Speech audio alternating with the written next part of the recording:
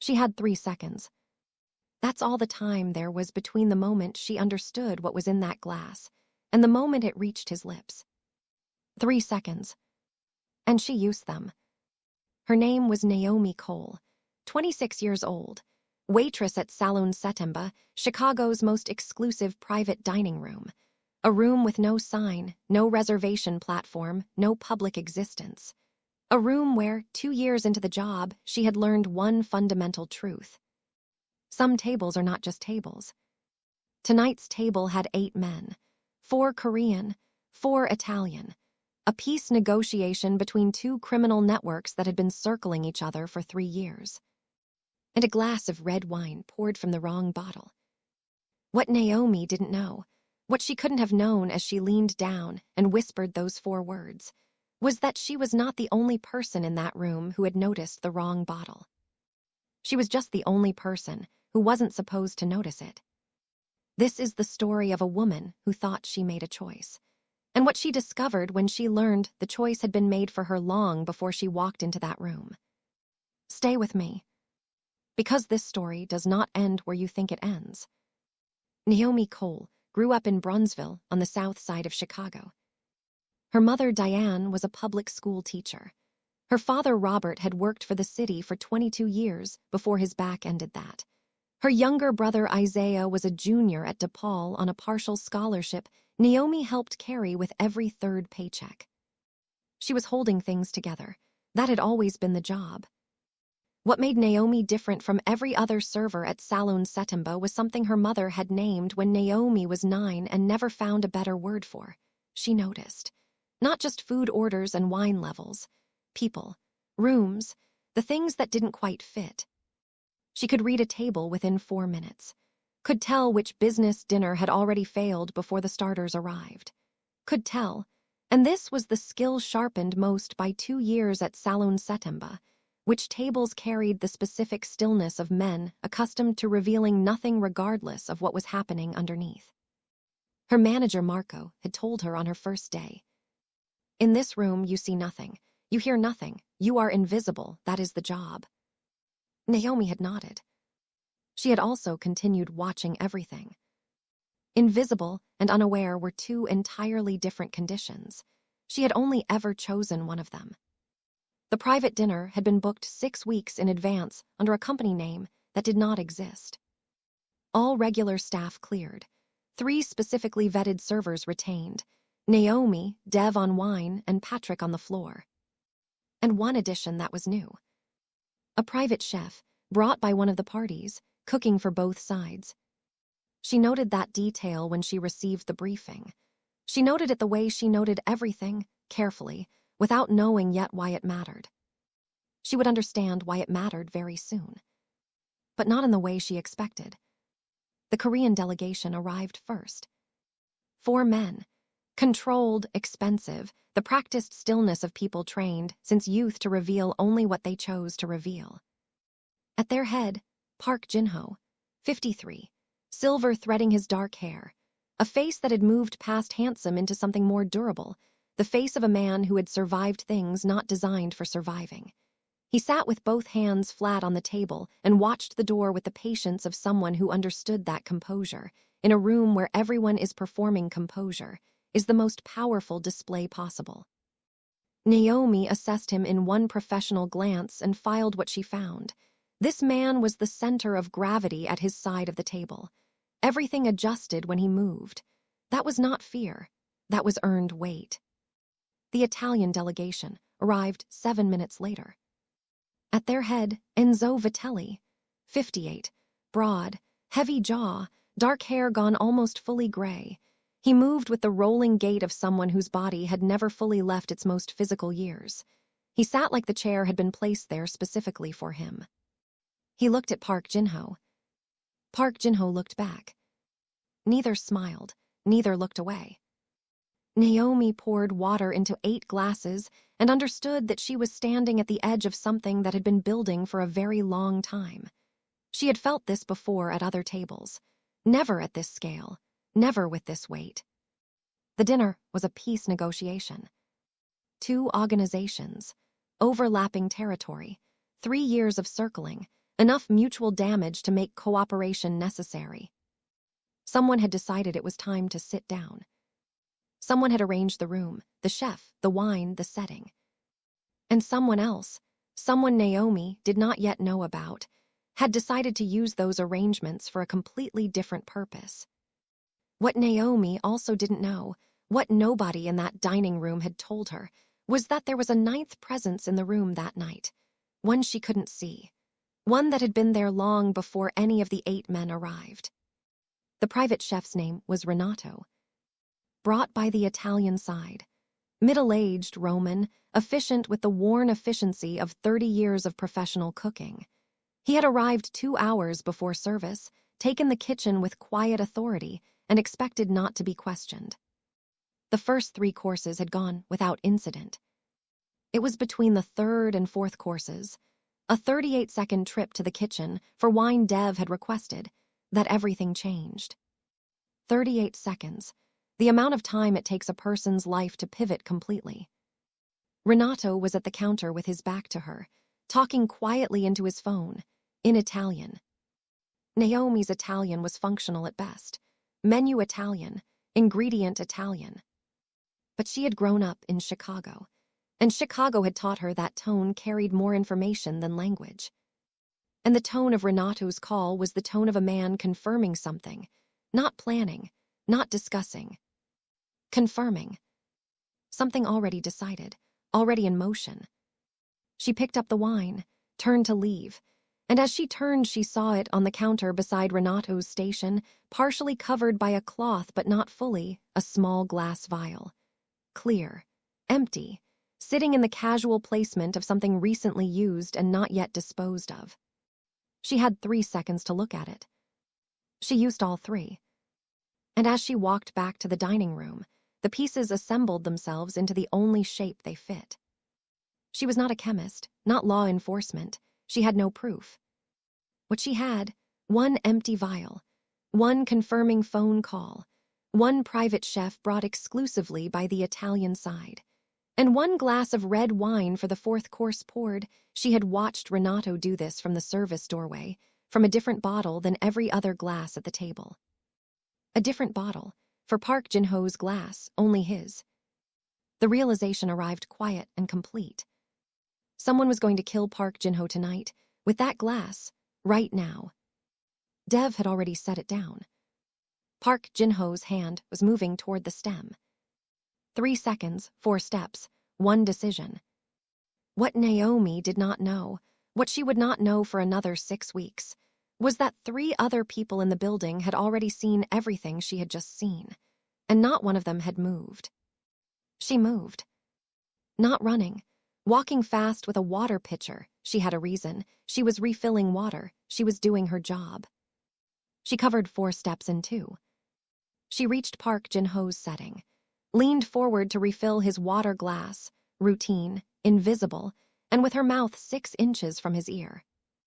Don't take the drink. She straightened. She refilled the next glass. She walked back to the service station. She fixed her eyes on the middle distance and breathed. Her hands were completely steady. She did not understand how they were completely steady. Her heart was moving at a speed she had never experienced, but her hands were steady. She would think about those steady hands for years, about what they said about who she was underneath, who she had always believed herself to be. Park Jin-ho did not reach for the glass. He settled back almost imperceptibly, the kind of shift only visible if you were watching specifically for it, and continued the conversation.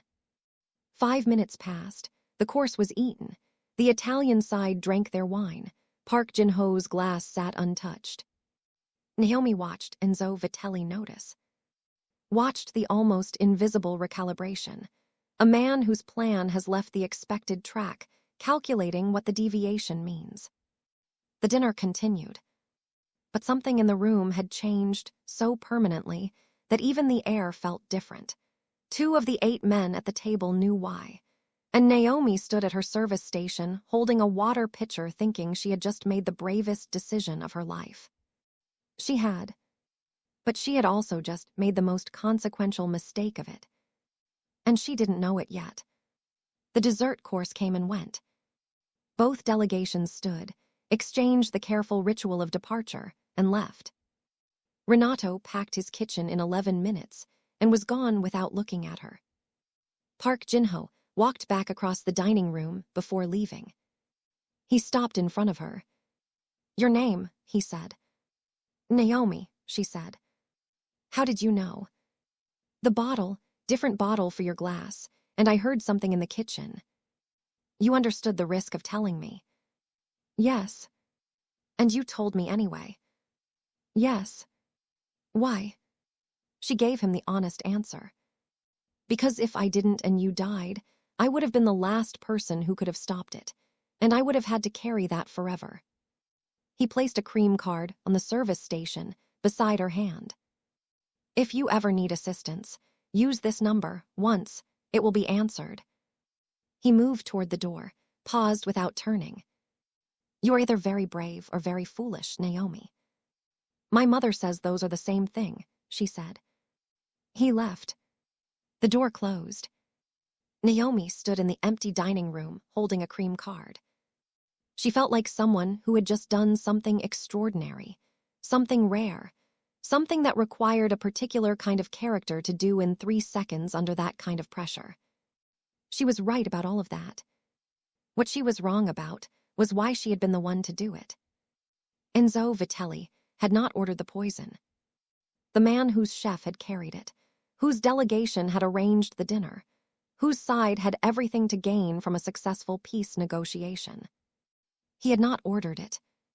He had wanted the deal. Someone inside his organization had used the arrangements he built for peace to attempt murder. That someone was his nephew Sal Greco, ambitious, impatient, threatened by a deal that would consolidate Vitelli's power and make Sal permanently secondary.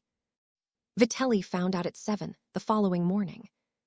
The call from Park Jin-ho's representative was specific and surgical.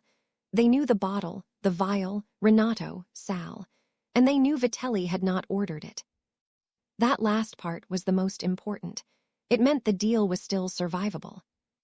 But only if Vitelli handled his house completely and immediately. "Who stopped it?" Vitelli asked. "A waitress," the representative said.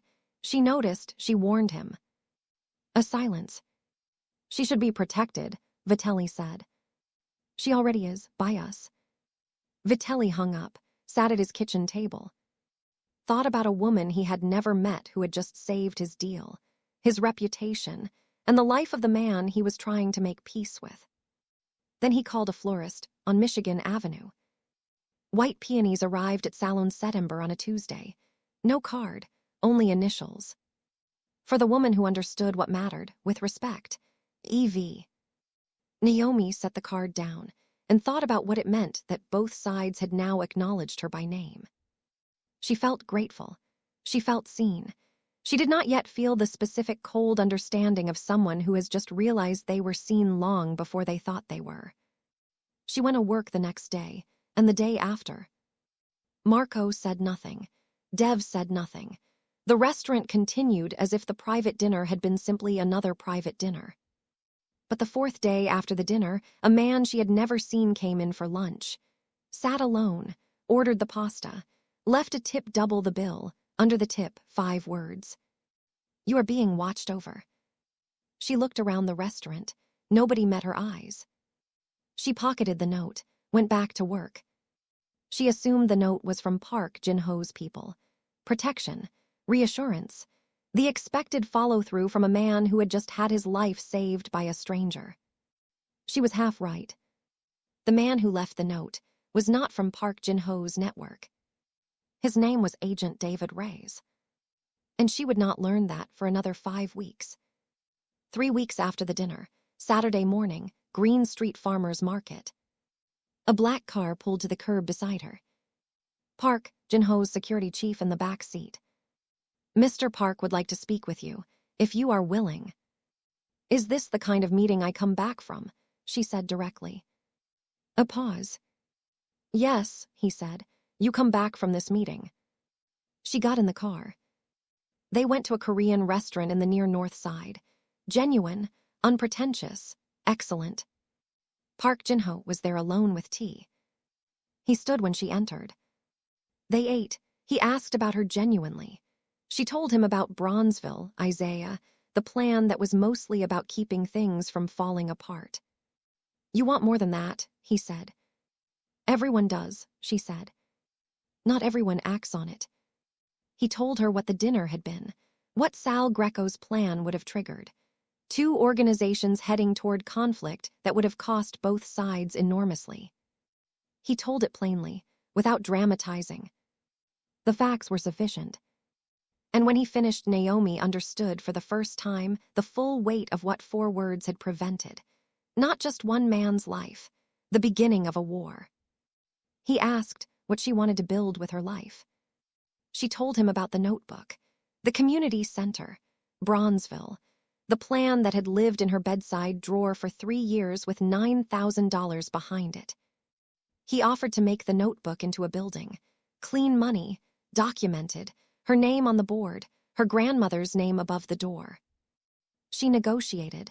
Her lawyer would review everything, full transparency, complete community ownership after year 5. Gloria Cole Community Center, Park said. That is a good name. She left the restaurant feeling something she had not felt in a long time. Not just gratitude, not just relief. The specific, quiet satisfaction of someone whose courage had been recognized and answered. She did not know that 2 blocks away, in a parked gray sedan, Agent David Reyes had just photographed her walking out of that restaurant, and had sent the photograph to 3 people who were not in Chicago. 6 weeks after the dinner. A Tuesday morning. Naomi was in her apartment in Bronzeville, getting ready for a shift when there was a knock at the door. She opened it. 2 people, a man and a woman, mid-30s, neat clothes, the specific neutral presentation of people trained to appear as unremarkable as possible. The woman held up a badge. Miss Cole, my name is Special Agent Torres. This is Agent Reyes. We're with the FBI. May we come in? Naomi looked at them for a moment. She thought about the cream card in her bedside drawer. She thought about the note under the tip. She thought about the 5 weeks of a feeling she had been calling reassurance. She stepped aside and let them in. They sat at her kitchen table. Agent Torres opened a folder. We've been monitoring the Salon September dinner for 8 months, she said. The negotiation between the Park Network and the Vitelli family. We had the room surveilled. We knew about the poison before the dinner happened. Naomi was very still. You knew, she said. We knew, Torres said. You knew, and you let it. You let the dinner happen anyway. We needed the attempt to proceed to a certain point before we could establish the conspiracy chain for prosecution purposes, Torres said. Her voice was professional and careful and completely without apology. The room was very quiet. Naomi looked at the table's surface. She thought about 3 seconds. 4 words, steady hands. You were going to let him drink it, she said. We had an extraction protocol ready too. You were going to let him drink a poisoned glass of wine so you could build a case. Torres did not answer immediately. The protocol was. That's a yes, Naomi said. The silence confirmed it. And in that silence, the entire shape of the last 6 weeks rearranged itself. The note under the tip, the car outside her building, the man who had walked her street at night. She had thought it was protection. It was documentation. She had been documented, photographed, filed, watched over not because she mattered, but because she was now a variable in someone else's case. What do you want from me? Naomi said. Torres and Reyes exchanged a glance. Your testimony, Torres said. What you saw in the kitchen, the vial, what you heard. We have surveillance footage of the dining room, but we need a live witness to the kitchen. And if I testify, Naomi said slowly, what happens to Park Jin-ho? That would be part of the prosecution of. What happens to Park Jin-ho? Naomi said again, flat, direct. He would face federal charges related to. The man I saved, Naomi said. The man who is funding a community center in Bronzeville. That man goes to prison if I testify. Torres looked at her. Miss Cole, Park Jin-ho runs a criminal organization that. I know what he runs, Naomi said. I've known for 6 weeks. I made a choice about that 6 weeks ago. I'm asking you, if I testify, does he go to prison? Most likely, yes. Naomi sat back. She looked at Agent Reyes, the man who had left the note under the tip, the man who had watched her building, the man who had photographed her walking out of a Korean restaurant. And Sal Greco, she said, the one who actually ordered the poison, the one who tried to start a war. Sal Greco is already in federal custody, Reyes said. He turned himself over to Vitelli 2 days after the dinner and Vitelli contacted us. He's cooperating. So the man who tried to kill someone is cooperating and getting a deal, Naomi said. And the man who was almost killed is the one you want to prosecute. It's more complicated then. No, Naomi said. It's exactly that simple. She stood up. She walked to the window, looked out at Bronzeville, at the street she had grown up on, at the corner where the vacant lot had sat for 11 years before someone finally cleaned it up, at the bus stop where her mother had waited every morning before the school district reassigned her route. She thought about the notebook in her bedside drawer. She thought about Park Jin-ho walking every room of a building that didn't exist yet.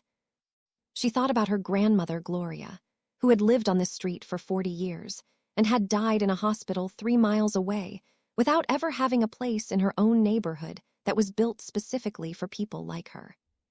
She thought about 3 seconds and what she had chosen in them, and whether what she had chosen had been hers to choose or whether it had been scripted by people she had never met sitting in offices she would never see. And then she thought about something else, something that cut through all of it. The drink was real. The poison was real. The 3 seconds were real. Whatever else was true, whatever she had been set up for, whatever she had been used for, the moment itself was real. Her choice in it was real.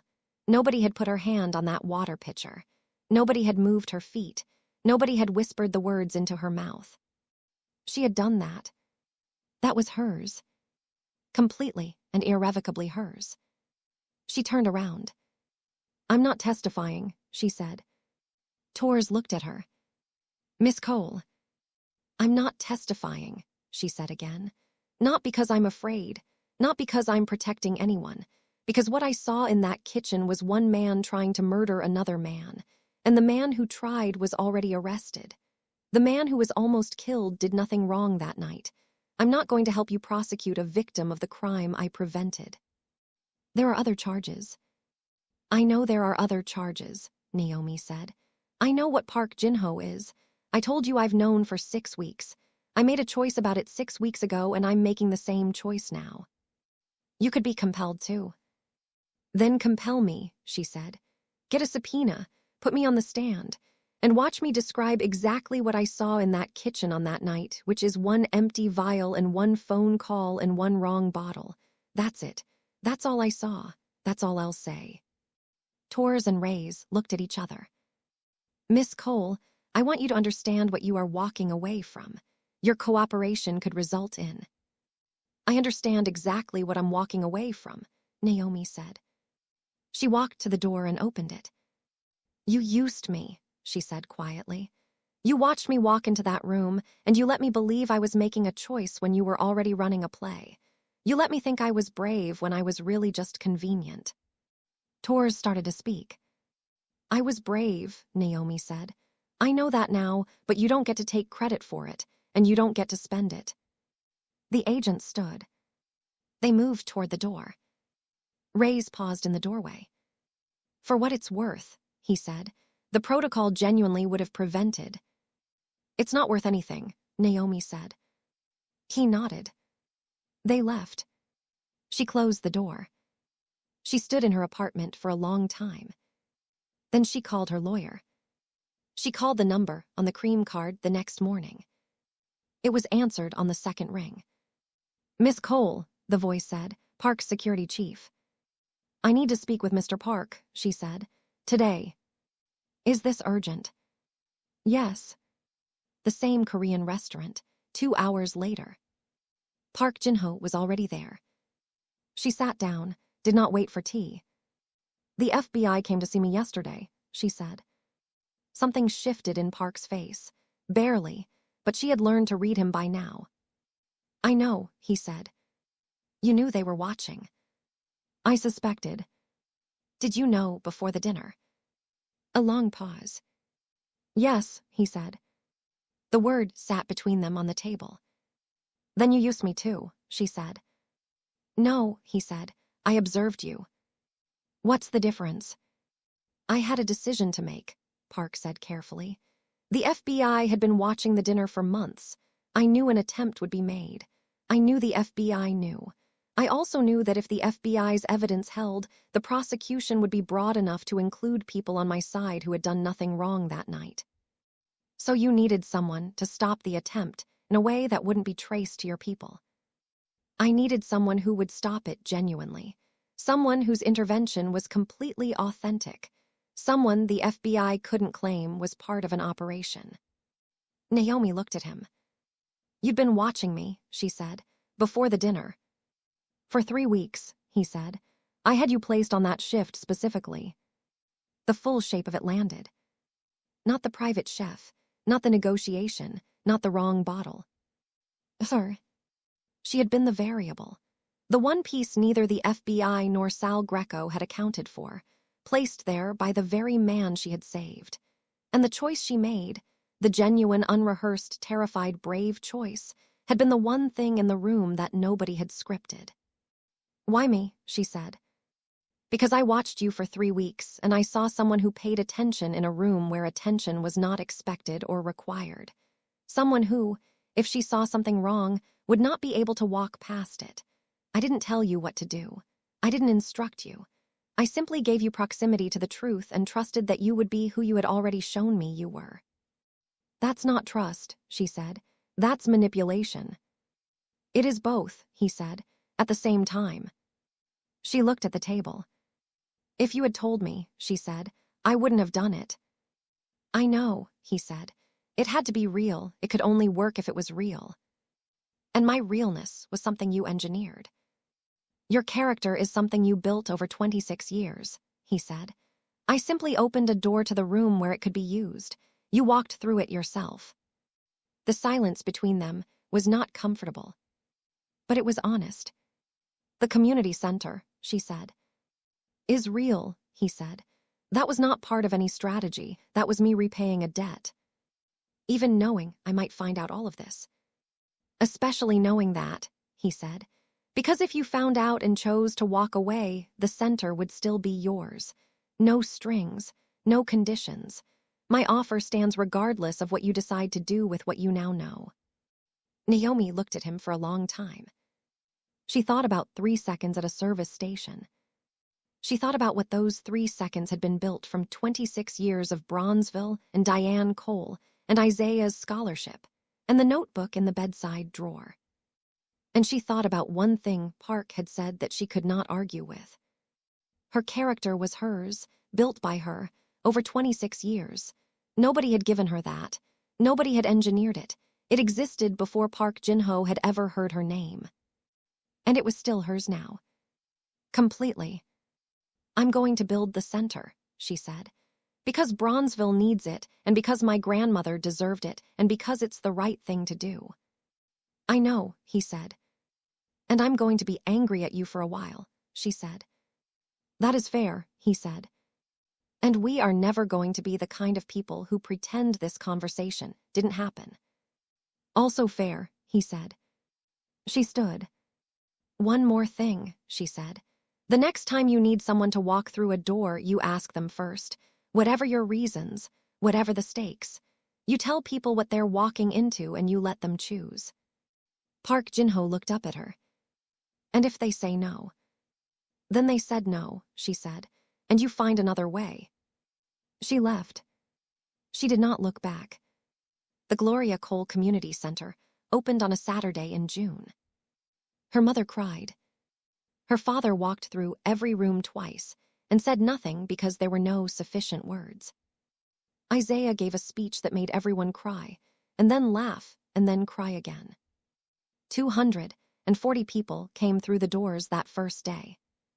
By the end of the first year, It was serving over 1,000 people a month. Naomi's name is on the board. Her grandmother's name is above the door. The funding documentation is clean and public and reviewed annually by her lawyer. Park Jin-ho did not come to the opening. He sent flowers. White peonies, no card. She put them in the main hall. She was still angry at him. She put them in the main hall anyway. The FBI case proceeded without her testimony.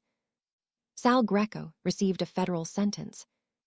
The charges against Park Jin-ho's organization were narrowed significantly without a live witness to the kitchen. Agent Torres sent Naomi one message 6 months after the center opened. For what it's worth, what you built is real. That part was always yours. Naomi read it once. Did not reply. Went back to work. She gives one talk every year to the young people in the center's leadership program. She tells them the whole story. Not the sanitized version, the full one. The dinner, the 3 seconds, the FBI at her kitchen table, the conversation with Park Jin-ho, all of it. She tells it because she believes the full story is more useful than the clean one. She ends every talk the same way. Someone will always try to use your goodness for their own purposes. That is a fact of living in a world with other people. It doesn't make your goodness less real. It doesn't make your choice less yours. The 3 seconds were mine. Nobody gave them to me. Nobody scripted them. I made that choice with my own hands and my own feet and my own voice. And so will you. When your 3 seconds come, and they will be yours. Don't let anyone convince you otherwise. Not the people who used you, not the people who doubted you, not even the people who loved you. The choice was yours. What you build from it is yours. Build something real. Before you go, I told you at the beginning that this story does not end where you think it ends. You watched Naomi be brave, and she was. You watched her be used, and she was. You watched her find out, and you watched what she did with it.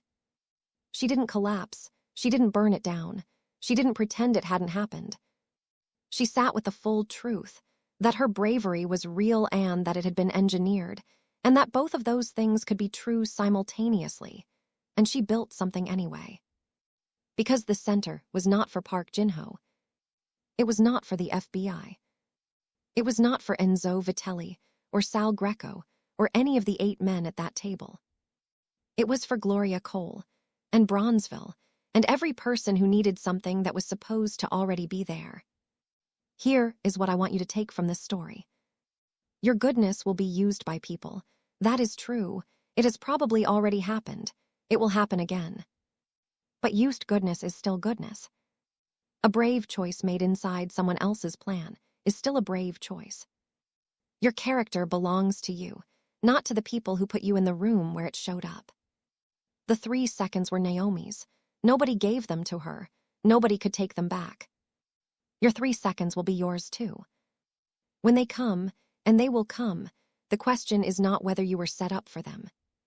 The question is what you do inside them. If this story moved you, share it with someone today. Drop your city in the comments. And tell me, when you found out you'd been used, what did you build from it?